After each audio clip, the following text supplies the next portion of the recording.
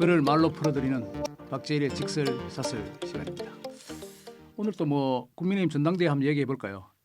며칠 전에 충청권에서는 난리가 났죠. 합동연설에서 난장판이 됐습니다. 유튜버들이 들어와서 저도 유튜브를 합니다만 이게 참 문제예요. 서로 치고받고 연설이 중단되는 상황도 있었고 그 이전에 후보들 간에 마타도원이 아니니 흑색선전이다 이렇게 해서 굉장히 개인 인신 공격이 치열했습니다. 이러다가 국민의힘 전당대회가 분당대회가 되는 것 아니냐 하는 그런 질문이 있었어요. 일본은 여러분 아실지 모르겠습니다만 굉장히 계파 정치가 심하다, 파벌 정치가 심하다는 것이죠. 그게 조금 기운 측면이 있다. 그런 DNA가 지금 국민의힘 전당대회도 좀 불쑥 튀어나온 것이 아닌가 이렇게 생각됩니다. 그럼 이렇게 반문하실 수 있을 것 같아요. 아니 우리가 무슨 그런 계파가 있나 하는데 한번 돌이켜보죠. 멀리는 지금의 민주당 계열이지만 김대중 DJ계, 김영삼계, 동교동계, 상교동계라고 해서 그 있었고 또 그 이후에는 친노, 친문 이런 쪽이 있고 이쪽 그 국민의힘 계열도 옛날에는 민정계 그리고 또 충청, 자민련, JP계 이렇게 있었지만 또 근래에 와서는 친박이니 아니니 그리고 현재 와서 지금 들어와서는 친박 친이 그리고 최근에는 글쎄요 친윤, 반윤, 친한, 반한 이런 식으로 굉장히 계파 정치가 어느 정도 이렇게 스며들어 있는 것 같아요. 잠재된 요인들이 이런 것이 좀 불거져 나왔다 이렇게 저는 보고 있습니다.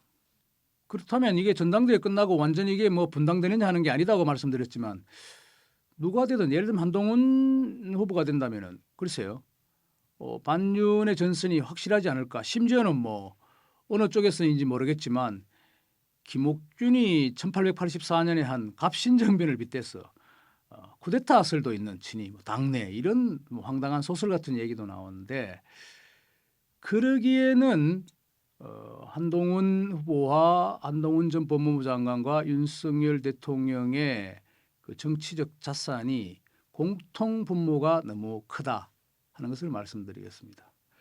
혹자는 윤상현 후보였던가요? 일전에 한동훈과 윤석열 대통령과 한동훈의 관계는 전두환과 노태우의 관계가 비슷하다고 했는데 그렇게까지 비교할 수 없지만 어쨌든 역대 과거에서는 그 군이라는 공통 분모가 있었고 지금은 검찰이라는 공통 분모가 있지만 어쨌건 그게 100% 찬성할 수는 없지만 그래도 그런 공통 분모가 쉽사리 공통 정치적 자산을 갖고 있기 때문에 허물어진다면 김옥균 쿠데타설처럼 갑신정처럼 그런 일이 벌어지기에는 좀 희박하다 이렇게 말씀드릴 수 있을 것 같습니다.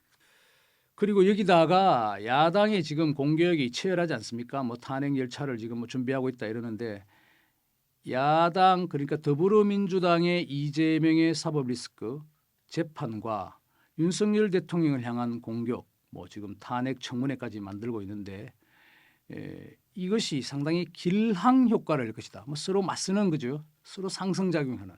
그래서 좀 예측 불허의 그런 전국 상황이 이어질 수 있다고는 말씀드릴 수 있겠습니다.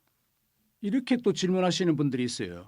이번에 국민의힘 후보로 나온 정치인들이 한동훈, 원희룡, 나경원 그리고 윤상현 이런 네 사람인데 과연 이 네 정치인은 이번 전당대회를 통해서 좀 입지를 다졌느냐, 좀 떴느냐 이렇게 질문을 하는데 각자 네 사람은 이름을 조금 더 알린다는 전국적으로 그 부분에서는 좀 성공해 보입니다만은 예를 들면 지금 트럼프 저격이 나오고 나서 트럼프가 굉장히 피를 흘리면서 주먹을 불꽃짓 장면이 있었지 않습니까? 그게 뉴욕타임스는 역사적 장면이 될 것이다. 역사적 장면이라고 했는데 이번 국민의힘 전당대회에서는 그런 역사적 장면은 좀 비춰지지가 않은 것 같아요. 누군가가 확 뜨는 그런 장면은 좀 부재했다 이렇게 보여집니다.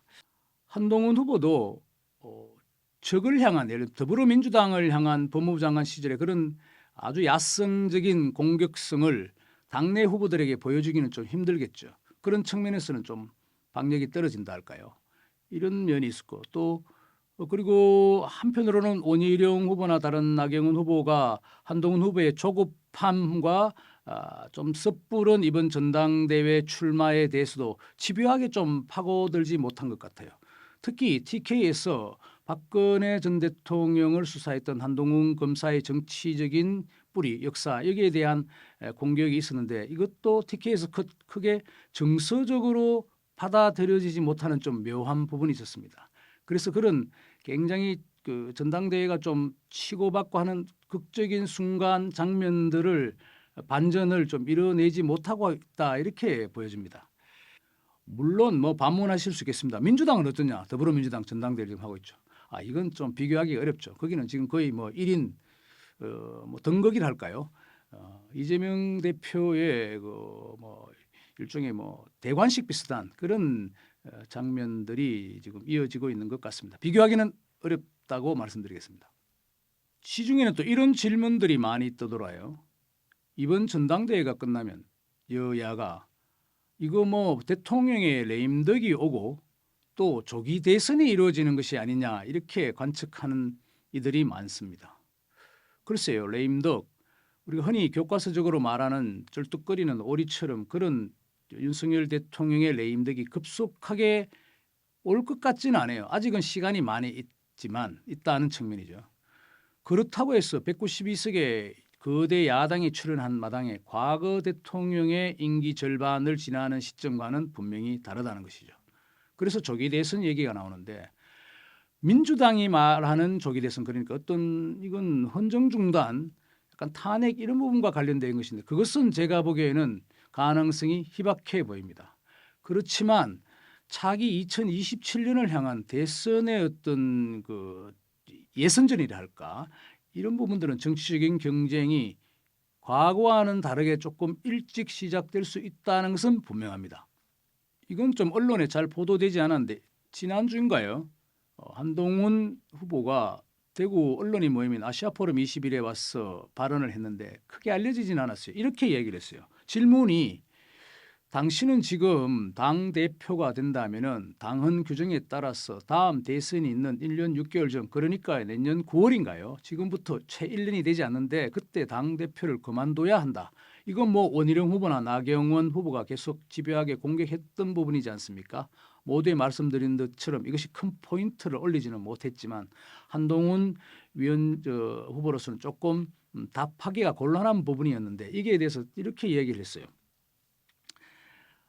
이길 수 있는 사람이 저라면 제가 나가겠다. 다른 사람도 마찬가지다. 만약에 다른 사람이 이긴다면 그런 상황이 오면 내가 당대표 그만두고 대신 그 사람 나가라 하겠다 이렇게 얘기를 했어요. 그러니까 이길 수 있는 사람이 저라면 나가겠다 하는 분명한 이건 만약에 시점이 지금이 아니고 좀 대선에 임박했다면 대선 출사표나 다름없겠죠. 출마 의사를 밝히는. 그래서 굉장히 좀 저는 유심히 그날 현장에 있었지만 지켜봤습니다. 근데 이게 크게 부각되지는 않은데 확실히 한동훈 후보는 자기 대권에 대한 야심 내지는 의지가 분명히 있어 보입니다. 물론 전제를 지금의 국민의힘으로서는 거의 다음 지방선거 당장이 있는데 거의 또 다음 지방선거도 3대 0으로 지는 수준이 아닌가. 그래서 나는 그걸 회피하기 위해서 당을 이끌기 위해서 나왔다는 전제 조건을 달고는 있습니다. 아니 조기 대선 뭐 대선 분위기가 좀 있다면은 그러면은 뭐 다음 대통령 뭐 누가 되느냐 벌써부터 우물가에서 뭐 숭늉을 좀 찾듯이 질문하는 경우가 술자리에서나 어디 모임에 가면 많아요. 글쎄요. 흔히 말씀드리지만 지금쯤 이 시점에서는 우리가 알고 있는 인물이 될 가능성이 거의 90%가 넘죠. 역사적으로 보면 역대 대선을 본다면은 3년 이전 역산에서 대통령 선거했기 한 3년 전 그때 당시에 최소한의 국민적인 인식 수준에서 인기 측면 아니면은 지지 아니면 인지도 측면에서 국민이 좀 들어본 사람이라야 가능하다는 것이죠. 그런데 며칠 전에 제가 흥미로운 인터뷰를 한번 봤어요. 조선일보였는데 오세훈 서울시장을 그러니까 지금 선거 이후 당선 이후 시장 취임 이후 2주년을 기념해서 한 인터뷰인데 여기서 기자가 이렇게 질문했습니다. 오세훈 당신의 다음 경쟁자는 누구인가라고 물었어요. 근데 아주 간략하게 뭐 실질적으로 길게 했는지 모르지만 신문에 보도된 그거 보면은 짤막하게 이렇게 얘기를 했어요. 이번 국민의힘 전당대회에서 이기는 사람이 나의 경쟁자가 될 것이다라고 했어요. 지금 국민의힘 내부에서는 오세훈의 어떤 한 축이 될 것이라고 얘기하는 분들이 많아요. 여러분들도 뭐 생각하지만 서울시장이라는 직책 그리고 지금 네 번째 하고 있는 서울시장인데 만만치 않는 정치적 굴곡을 겪었지만 정치 자산이 큰 뭐 정치 자산인 건 흔히 지지도라든가 인지도 여러 가지가 있고 또 대한민국 수도 서울을 지금 관리하는 지방 장관이라는 측면에서는 굉장히 유리한 것이 틀림없죠. 그래서 국민의힘 내부 국회의원들이나 당원들도 오세훈은 어떠지 지지 여부를 떠나서 이렇게 얘기는 하는 분들이 많습니다. 물론 오 시장은 지금 팬덤이랄까요? 한동훈 전 장관처럼 한동훈 전 비대위원장처럼 그런 쪽에 골몰하고 있지는 않아 보입니다. 당연히 그렇겠죠. 시정을 열심히 하면 그게 포인트가 올라가니까. 그래서 내전을 멈추고 있는 형국이다. 당내 경쟁을 본격적으로 시작할 수는 없고 하지도 않는 것 같습니다.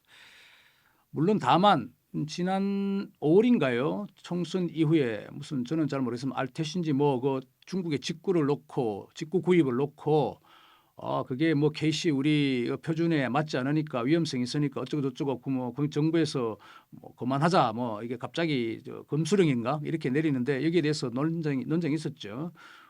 한동훈 전 장관이나 아니면 뭐 유승민 의원까지 가세해서 이게 무슨 말이냐 자유경쟁 자유무역 체제에서 갑자기 수입을 중단한다는 것이 말이 되느냐 이렇게 비판도 하기도 했고 정부의 정책이 이건 잘못됐다고 했는데 뭐 오세훈 시장이 그 당시 중진들이 이걸 이런 정책에 건전한 정책을 해야 되지 약간 그걸 자신들의 정치적 처신에 견줘서 이야기하면 곤란하지 않느냐 해서 한번 설전이 벌어진 적이 있습니다. 근데 그 뒤로 공교롭게도 이게 설전이 좀 쑥 들어갔죠. 아마 지금은 그런 같은 당내 아공끼리의 내전은 별 이득이 없다고 아마 판단을 한 모양입니다.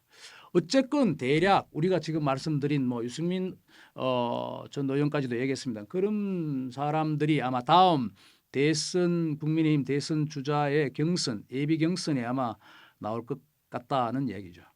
그리고 또 예전과 달리 대선의 분위기는 조금 더 과거와 달리 빠른 패턴으로 유속이 좀 빨라질 수 있다 하는 것은 분명합니다. 그러면 질문하시겠습니다. 아니 국민의힘이 뭐 되면 다 대통령이 되는 거 아닌데 민주당 어떻게 하냐. 역시 민주당 지금 강력합니다. 그런데 예측 불가라고 또 이야기할 수 있겠습니다. 이재명의 1인 지배체제가 확실히 해내는데 그만큼 리스크도 하이 리스크가 된다고 볼 수 있습니다. 뭔가 예열이 되는 굉장히 끌어서 발화점으로 가는 그런 형국으로 보입니다. 너무 어려운 부분이라서 이재명 시대로 가느냐 아니면 파국이냐 저는 둘 중 하나일 거라고 생각합니다. 그건 민주당 더불어민주당의 내부가 앞으로 어떻게 움직여질지는 글쎄요. 어느 현명한 정치 굉장히 미래를 예단하는 사람도 쉽게 예측하기는 어려울 것이다 고 생각합니다. 오늘 직설사설 마치겠습니다. 감사합니다.